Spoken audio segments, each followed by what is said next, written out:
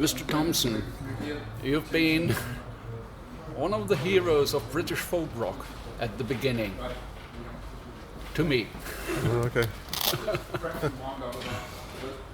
You went on with your wife Linda and met Henry's Human Fly and other persons. Mm-hmm. And then, I wouldn't say you vanished, but at one point in your life you crossed the ocean over to America, and nowadays people say you're one of the stars of Americana. Do you wonder yourself how a British folk rocker, singer-songwriter becomes a star of Americana? Very strange. I think what they mean is that they just mean roots music. Americana just means roots. The fact that I'm included in Americana means it also includes reggae, and it includes it includes British music, includes Celtic music, includes African music. It's a kind of a catch-all phrase. Originally, it was referring to just American roots, but they've kind of expanded the term now. So that's okay. I mean, I belong in a larger definition, maybe. When you started with Fairport, you did a mixture of, you did traditional British folk songs, yeah. You did Bob Dylan songs, you wrote very few own songs and played them.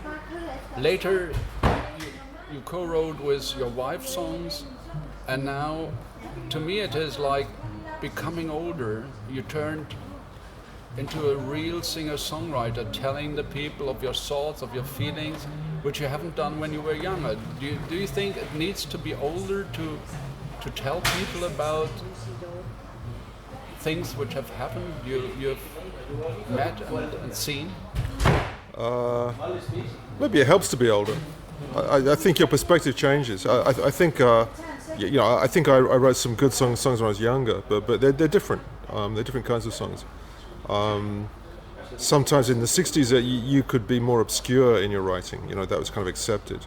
I think now I'm much more honest. I hope I'm more honest as a writer. I try to be. But really, every 5-10 years you change, and the way you see the world changes, and the way you see yourself changes. So it's inevitable that the music changes as well. So in a way, that's low. Yeah. Would it be right to say when you were younger you were telling people true lies? I think in order to tell the truth in a song or in a novel or in a poem, you are lying. To make it more interesting. So someone said fiction is life with the boring bits missed out. So you miss out the boring parts and you kind of compress, squeeze it till it's something more digestible, something that in a song you can tell in 3 verses.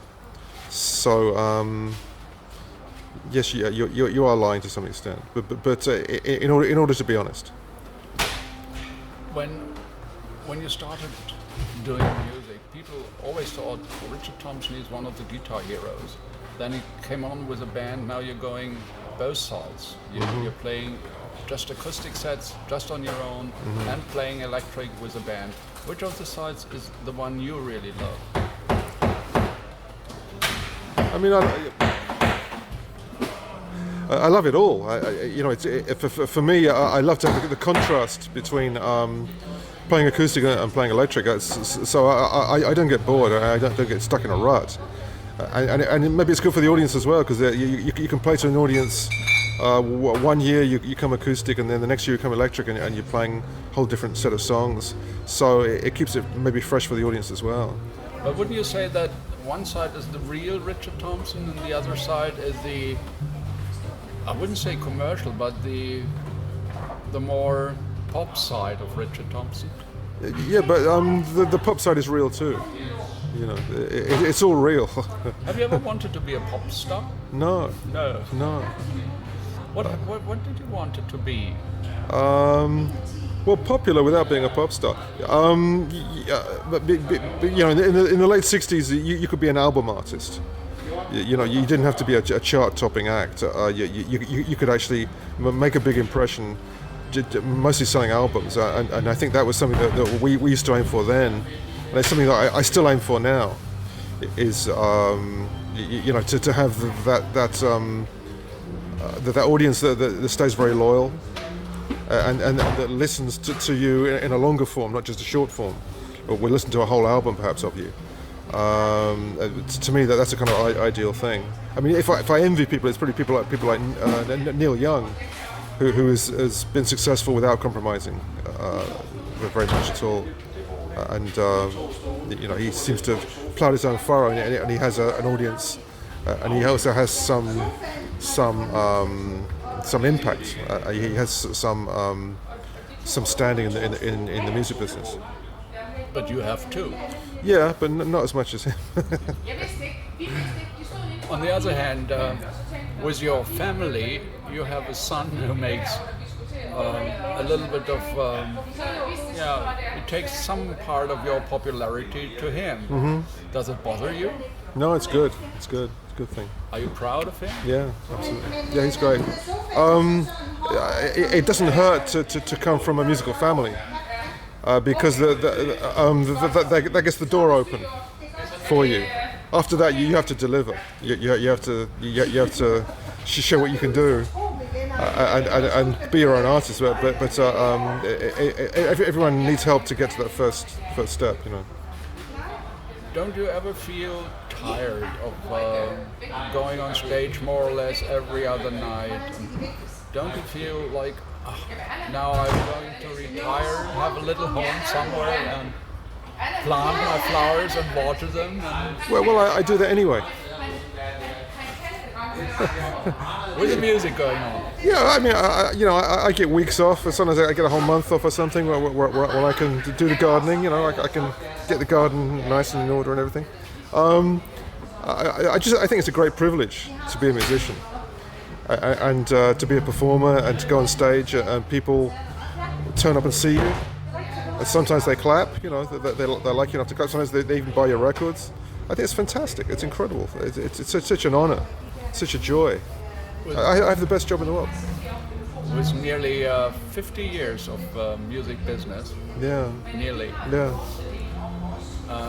You must have done hundreds, if not thousands of interviews.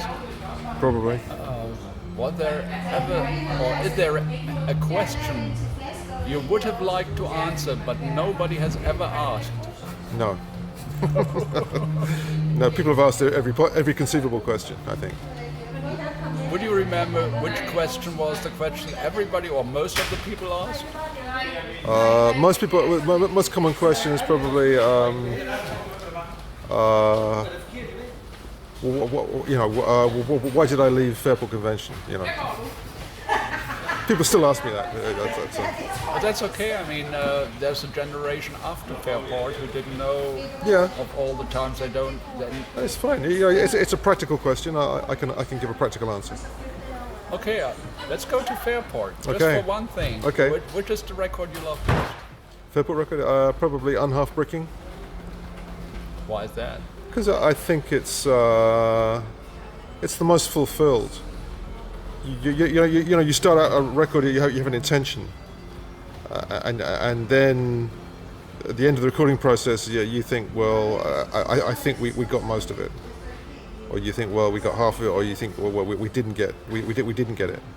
But I think with Unhalf Bricking, I think it turned out as well or better than we hoped. I think Legion Leaf is a more important record.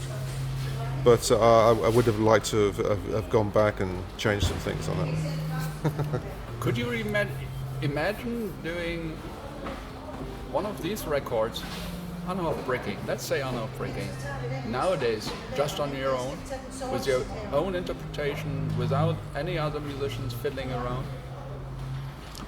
No, it'd be very hard. I couldn't do that record, because that record really requires interplay with other people. To a large extent. But you seem, if you're solo on stage, just you and your guitar, there's a lot of interplay between you and the guitar as well. Okay, yeah. So, well, I could do a version of it. Yeah.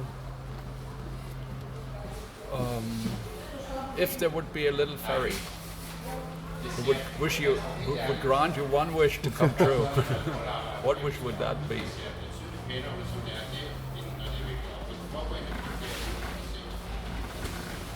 No, nothing. Sorry.